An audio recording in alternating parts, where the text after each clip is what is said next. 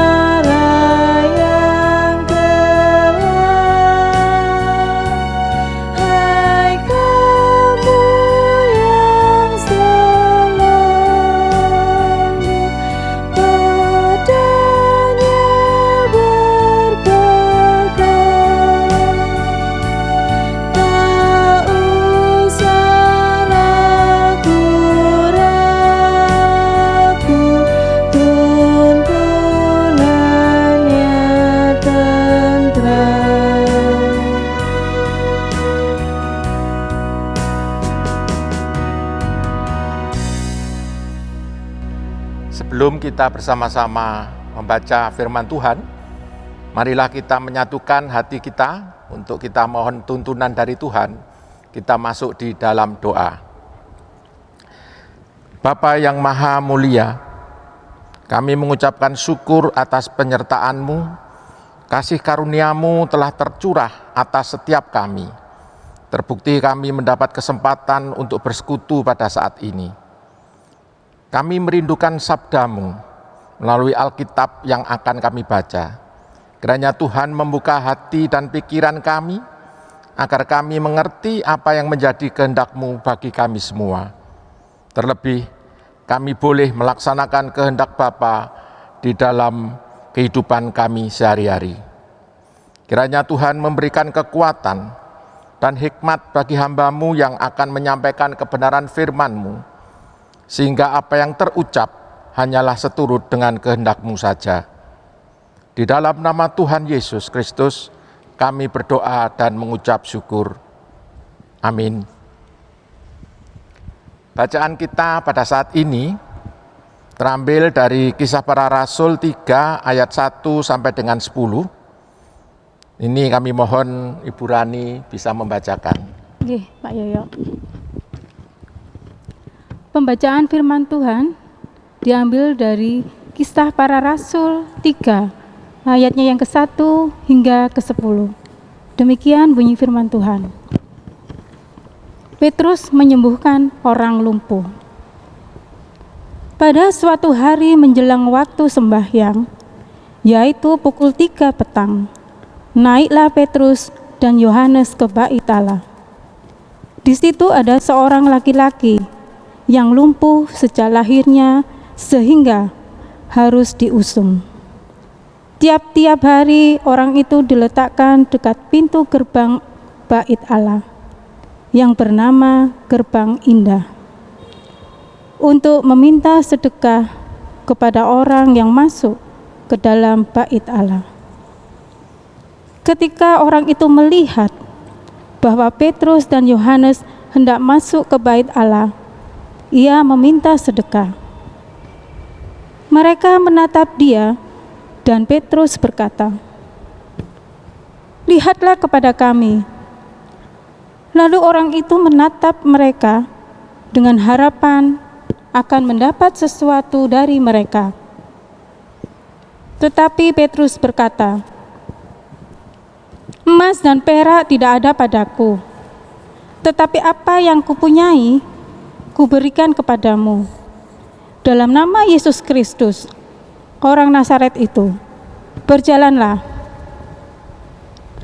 Lalu ia memegang tangan kanan orang itu dan membantu dia berdiri.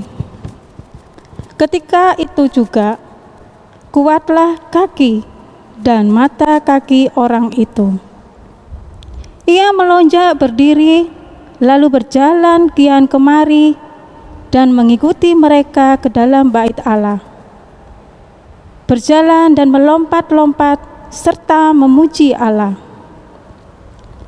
Seluruh rakyat itu melihat dia berjalan sambil memuji Allah.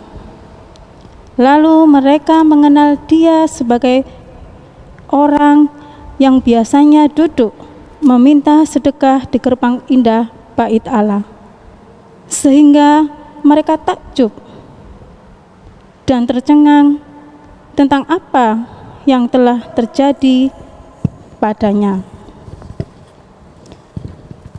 Demikian pembacaan firman kita pada saat ini. Kiranya firman ini dapat kita simpan dan kita lakukan, terlebih-lebih dapat kita laksanakan di dalam kehidupan kita sehari-hari. Amin. Matur nuwun Ibu Rani. Nggih, Pak Bagio. Bapak Ibu, saudaraku yang terkasih, tema pemahaman Alkitab pada saat ini adalah bersaksi tentang karya Allah. Bersaksi tentang karya Allah. Bapak Ibu, saudaraku yang terkasih, pemberian yang terbaik apakah yang pernah panjenengan berikan kepada saudara atau kekasih panjenengan? Jadi saya ulangi, pemberian apakah yang terbaik yang pernah panjenengan berikan kepada saudara kita atau kekasih kita?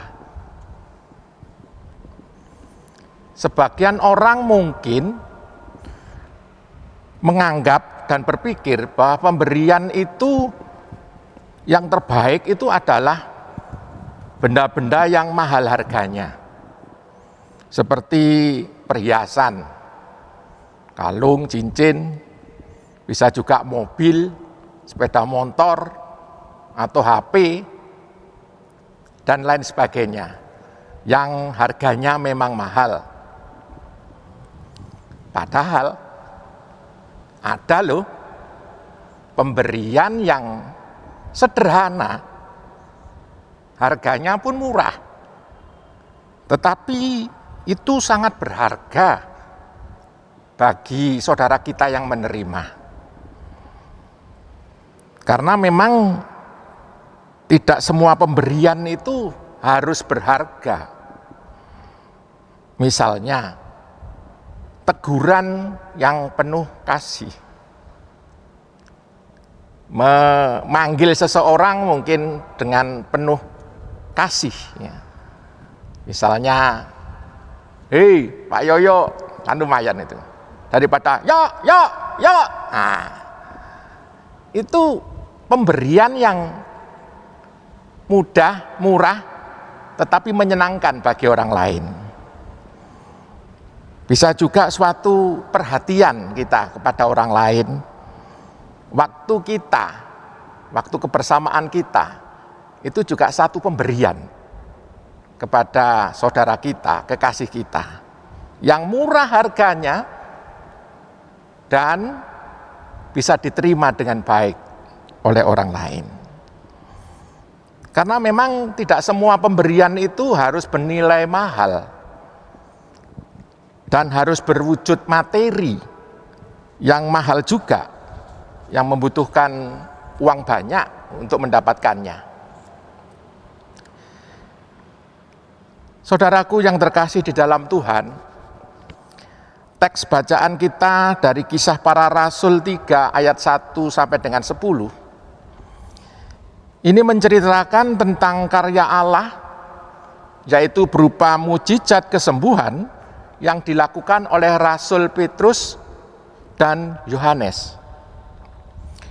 Diceritakan ada seorang laki-laki yang lumpuh sejak lahir, yang sehari-harinya duduk hanya untuk meminta-minta sedekah, meminta pemberian uang dari setiap yang melintas di gerbang bait Allah. Orang lumpuh ini sudah pasrah dengan keadaannya, sudah pasrah menjalani nasibnya karena dia tidak bisa berjalan. Dan tidak bisa dengan kemauannya dia mau kemana-mana. Dia tergantung kepada saudaranya untuk dipindahkan kemana. Rasul Petrus dan Yohanes mengetahui di hadapannya ini ada seorang laki-laki yang lumpuh. Dengan jujur, Petrus mengatakan bahwa dia tidak bisa bersedekah,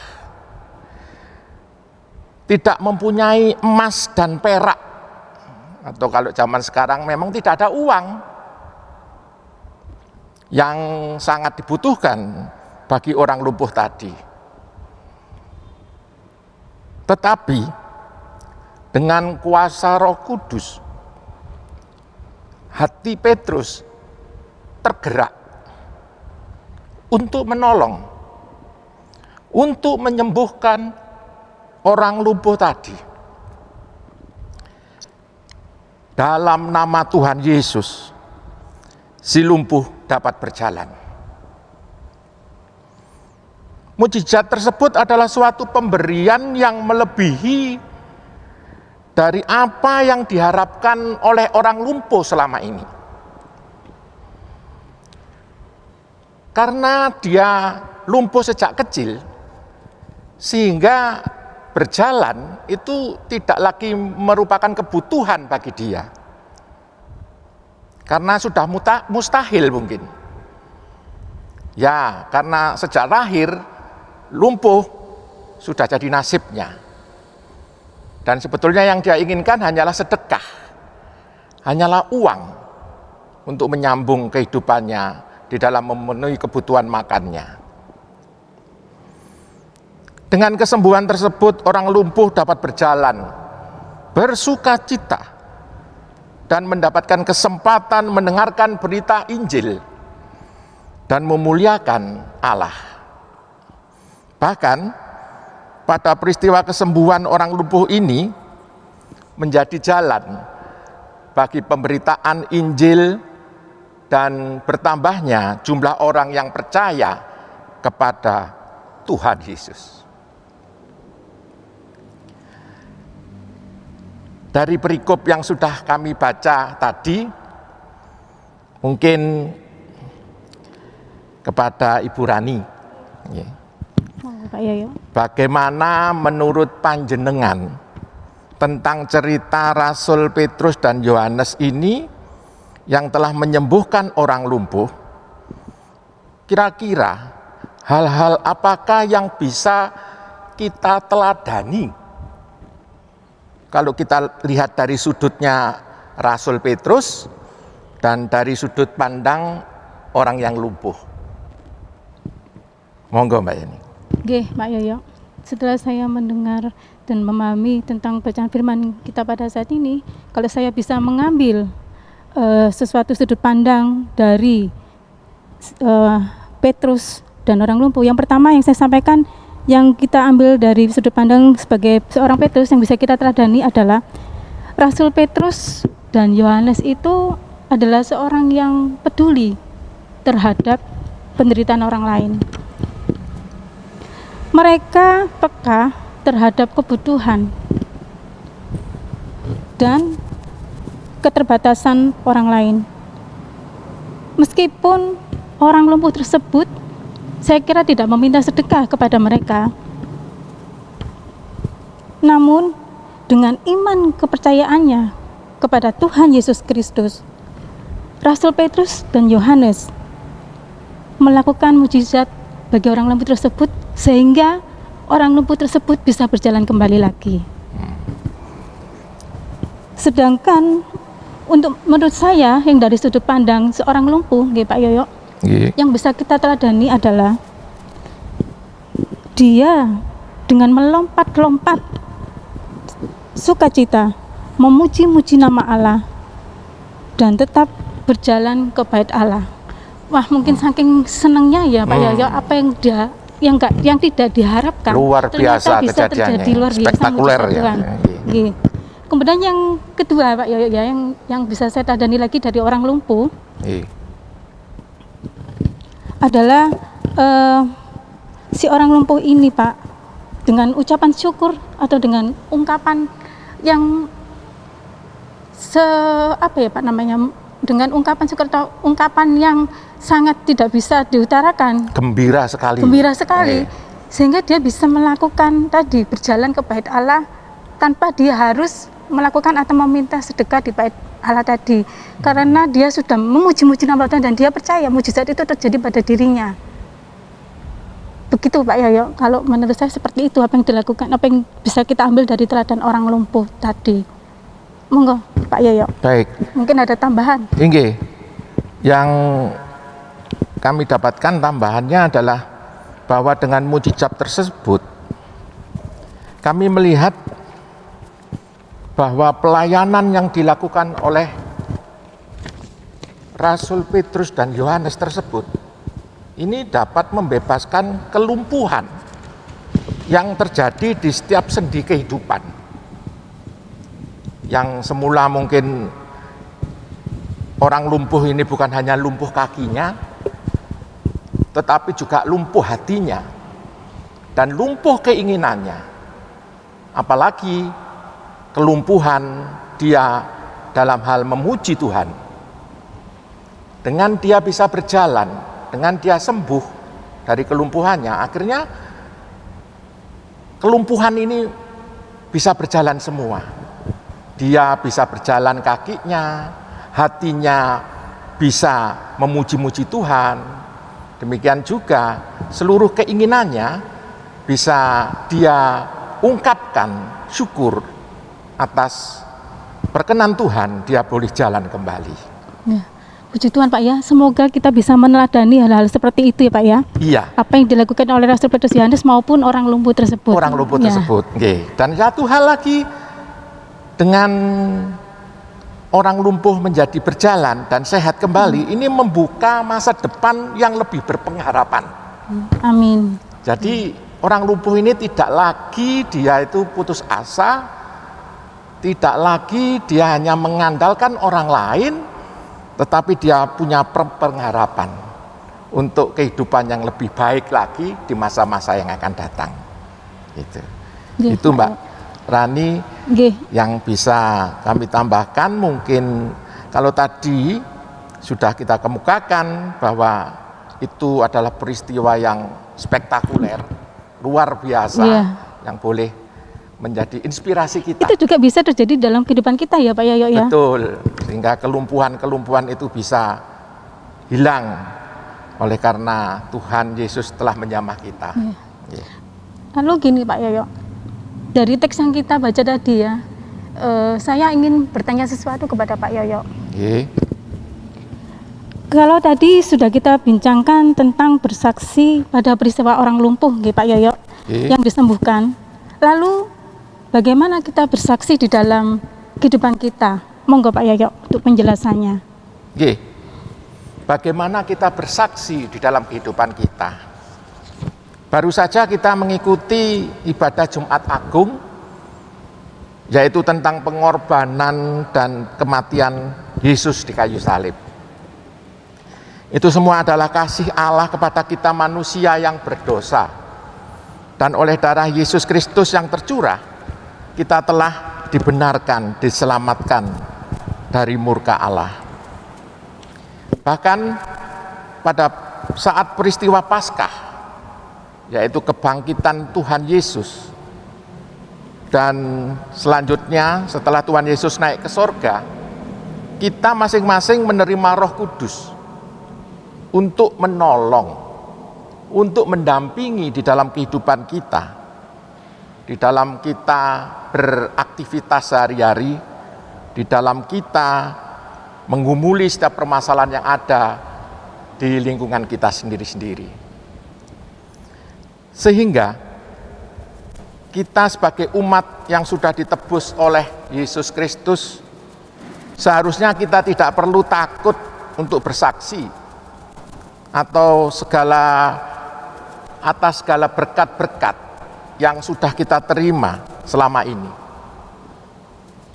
Kesaksian hidup kita ini sebagai umat Kristiani tentunya yang sesuai dengan teladan yang sudah diajarkan oleh Yesus Kristus selama Yesus melayani di dunia. Banyak ajaran-ajaran Tuhan Yesus yang bisa kita teladani sebagai kesaksian hidup kita. Seperti bagaimana cara kita beribadah. Apakah kita beribadah ke gereja atau saat ini sedang online itu harus diobrak-obrak, harus disuruh-suruh, atau keinginan kita sebagai ibadah itu adalah suatu ungkapan syukur kita. Itu salah satu kesaksian kita sebagai orang Kristiani. Terus bagaimana cara kita berbicara? Itu juga suatu kesaksian. Bahkan saya seringkali sedang bersebelahan dengan orang begitu, bincang-bincang, tadinya tidak kenal, tetapi setelah lama berbincang, saya bisa menduga, loh, ini orang Kristen nih. Ya. Langsung tahu Pak ya, kalau penampilannya orang Kristen langsung Pak ya. Padahal nggak pakai salib, nggak pakai ini, gitu. Karena kata-katanya itu betul-betul mengena dan ada firman-firman yang disampaikan. Seperti halnya, puji Tuhan Pak, saya sudah dikaruniakan anak. Seperti itu. Patut disyukuri itu Pak ya. Itu suatu kesaksian. Ya. Demikian juga di dalam kita bekerja, apakah juga merupakan kesaksian kita bahwa kita sebagai orang Kristiani itu ya nek koncone liyane korupsi ya maksud kita ikut-ikutan. Nek koncone bertindak nakal atau sabotase terhadap pekerjaan, apakah kita juga ikut-ikutan? Itu. Demikian juga cara kita berpenampilan, mungkin kita tahu tempat, wah ini ke gereja, ya harusnya berpenampilan kepada kerapian dan pantaslah kita di dalam kita menghadap kepada Tuhan. Bukan pakaian pesta, bukan pakaian panggung yang kita bawa ke gereja. Cara kita bersosialisasi dengan saudara-saudara kita, baik di kampung, baik di rumah. Apakah di dalam rumah itu sering terjadi kata-kata nama-nama kebun binatang yang disebut? Itu juga suatu kesaksian tersendiri bagi lingkungan kita. Demikian juga di dalam kita mengasihi semua ciptaan Allah. Baik tanaman seperti bunga ini yang sangat indah, kalau tidak kita rawat, dia pasti akan mati. Ini juga kesaksian kita. Jadi itulah kesaksian-kesaksian kita di dunia ini yang harus sesuai dengan apa ajaran-ajaran Tuhan Yesus, bahwa kita harus mengasihi sesama, terlebih mengasihi Bapa kita yang di surga.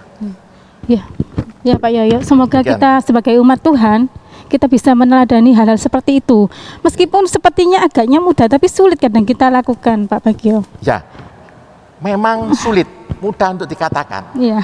Tapi ayo kita berusaha, ayo kita memulai.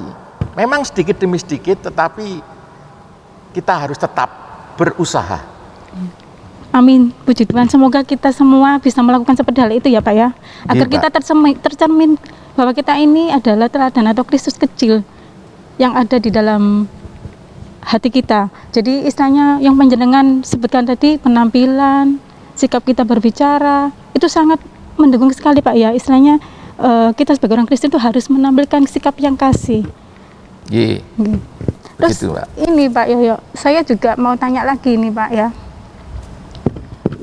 Di Jemaat Simomulyo ini kan ada panitia Paspan Gospel yang sudah terbentuk nggih Pak. Iya, betul.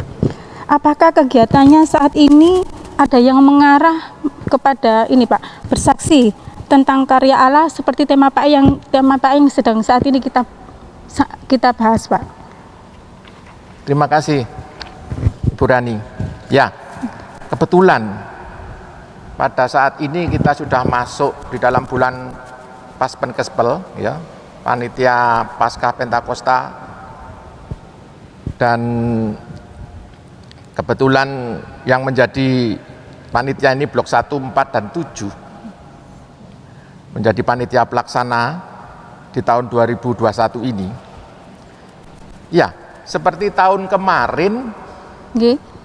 masih di dalam suasana pandemi, Paspen Gospel ini memang belum semarak seperti sebelum tahun 2020. Maksudnya belum bisa berjalan secara efektif Pak nggih? Nggih, karena suasana pandemi. Tetapi di tahun 2021 ini, Nggih. Bu Rani, Bapak Ibu Saudara, kita panitia mengajak seluruh warga Jemaat Simomulyo ini untuk bersama-sama melaksanakan kegiatan berbagi kasih. Yaitu rencananya ini akan kita memberikan perhatian, kita memberikan sesuatu yang bermanfaat bagi panti asuhan anak yatim piatu Bethesda, yang satu-satunya ini milik GKJW yang berada di Tulungagung. Kita akan memberi perhatian dengan mengunjungi mereka, anak-anak panti asuhan, anak-anak yatim piatu, yang tentunya anak-anak kita yang ada di panti ini memerlukan pendampingan, kepedulian. Selain kita senantiasa mendoakan, tentunya kita juga tergerak untuk memberikan dorongan semangat belajar, semangat untuk selalu bertekun, memberikan kekuatan rohani yang berpengharapan.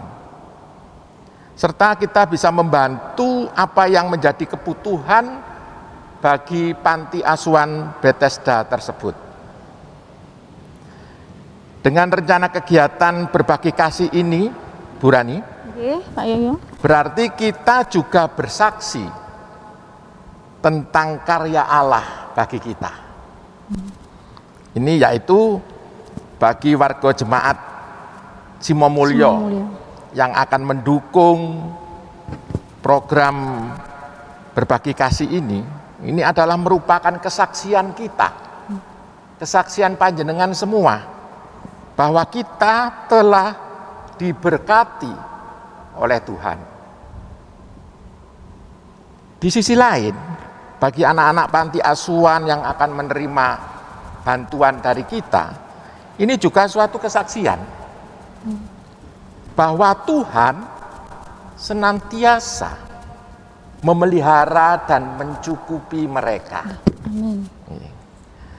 Jadi kesaksian-kesaksian inilah yang hendak kita pakai sebagai program dalam Paspen Gospel yang akan datang. Hendaknya Di kesempatan ini juga kami mengajak Bapak, Ibu, Saudaraku, mari kita ambil bagian di dalam kegiatan berbagi kasih tersebut sebagai ungkapan syukur kita atas berkat-berkat dan penyertaan Tuhan yang sudah kita alami bersama. Amin. Oh iya Pak Yoyo, semoga terwujud ya. Kira-kira perencanaannya kapan Pak? Misalnya kita mau berkunjungan ke Bethesda, untuk perencanaannya mungkin kira-kira sekitar kita bulan berapa? rencanakan ya gitu? sebelum Pentakosta. Pak. Sebelum Pentakosta itu sudah terrealisasi. Kita mulai hari ini kita mulai mengulurkan bantuan apapun yang ada pada kita, supaya kita bisa bersama-sama mewujud nyatakan karya Allah, mewujud nyatakan sebagai saksi-saksi Tuhan yang ada di dunia ini. Pak Yoyo, terima kasih. Semoga apa yang kita bisa berikan kepada saudara-saudara kita nantinya bisa merupakan suatu kebutuhan mereka tersendiri. Bukan dipandang dari istilahnya materi atau apapun yang kita berikan nanti. Dan biarlah apapun yang kita berikan kepada saudara kita nantinya bisa berguna dan bermanfaat bagi mereka juga, Pak Yoyo. Itu suatu kesaksian yang luar biasa, Pak Yoyo. Menurut saya, Pak. Terima kasih. Jadi benar-benar kita sebagai seorang Kristen sudah melakukannya di dalam kita hidup bersaksi. Meskipun tidak di dalam lingkungan yang terbesar, di lingkungan terkecil pun kita masih bisa melakukannya, Pak. Terima kasih, Pak Yoyo. Mungkin hanya itu yang bisa saya sampaikan kepada Pak Yoyo. Baik, boleh kita mengambil saat teduh sebentar, Pak. Puji syukur atas firman-Mu yang telah kami terima pada saat ini. Mampukanlah kami untuk bersaksi atas karya-Mu yang telah kami rasakan sampai saat ini. Kiranya kekuatan dari-Mu yang menggerakkan setiap kami untuk mewujudkan kasih kepada sesama kami. Amin. Mari bersama-sama kita himpun persembahan sebagai tanda ucap syukur kita kepada Tuhan dengan diiringi Kidung Jemaat 145 bait yang pertama. Mari tuturkan kembali.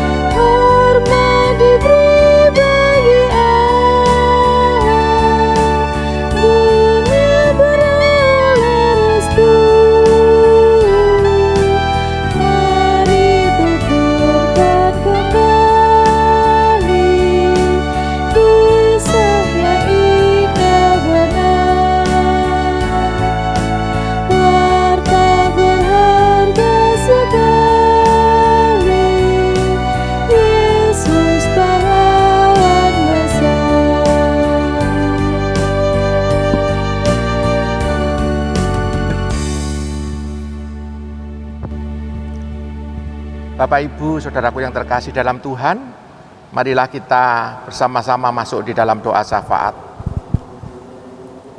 Bapak Surgawi, terima kasih atas kasih setia dan penyertaan-Mu sampai dengan saat ini. Kami boleh bersekutu dan memuliakan nama-Mu. Pada saat ini kami memohon bagi saudara-saudara kami tenaga medis, kiranya Tuhan memberikan kekuatan dan kesehatan lahir batin untuk bisa merawat saudara-saudara kami yang sedang menderita COVID-19. Tuhan berikan hikmat dan kemampuan bagi seluruh rumah sakit yang saat ini sedang berjuang merawat pasien di masa pandemi ini.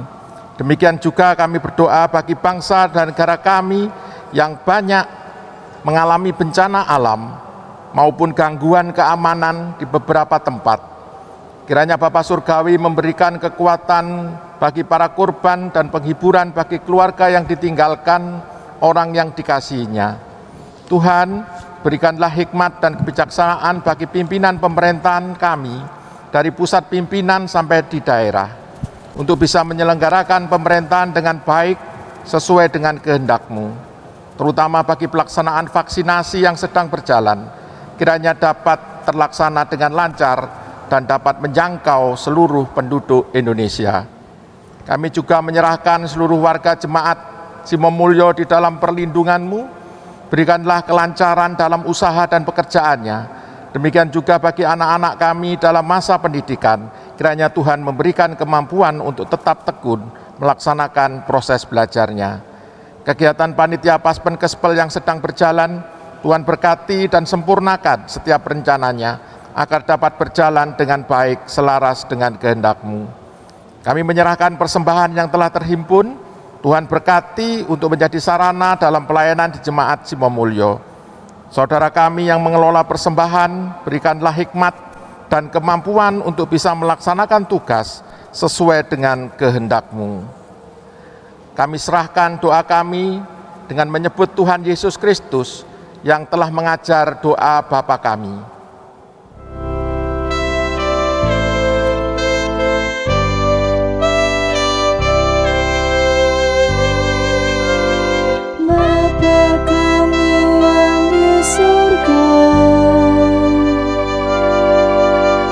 Dikuduskanlah nama-Mu, datanglah kerajaan-Mu,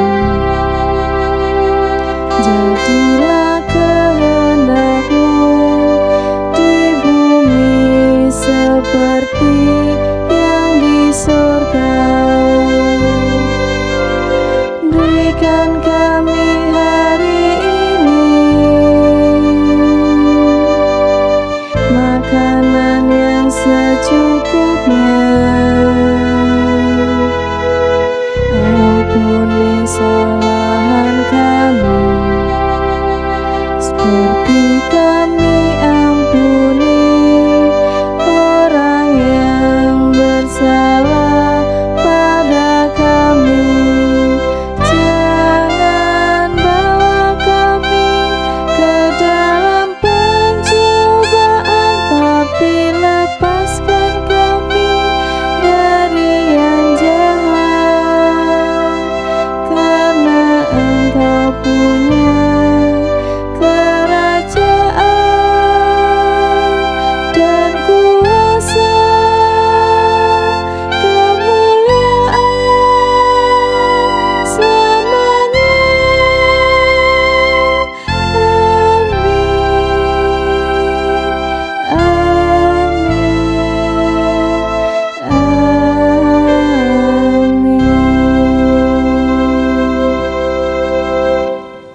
Bapak, Ibu, Saudaraku yang terkasih dalam Tuhan, sebagai penutup dalam persekutuan kita, mari kita bersama-sama menyanyi dari Kidung Jemaat 362, bait yang pertama, Aku milik-Mu, Yesus Tuhanku.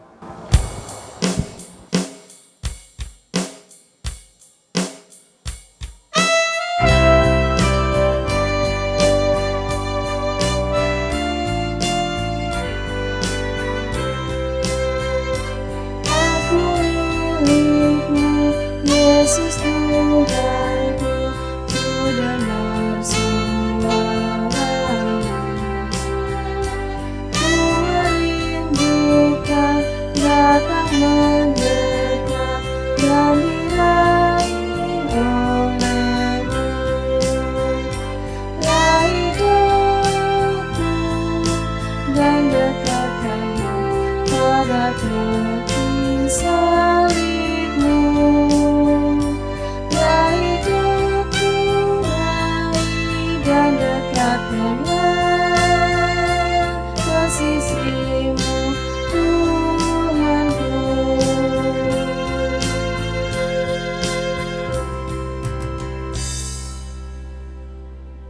Marilah kita memohon berkat dari Tuhan dengan melalui hamba-Nya.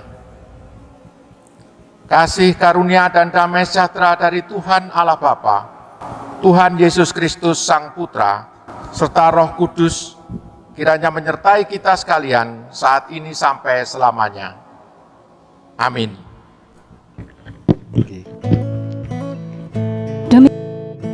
Ibadah pemanah Alkitab telah usai. Terima kasih atas kesetiaan panjenengan. Semoga sehat selalu, sampai bertemu kembali. Tuhan memberkati.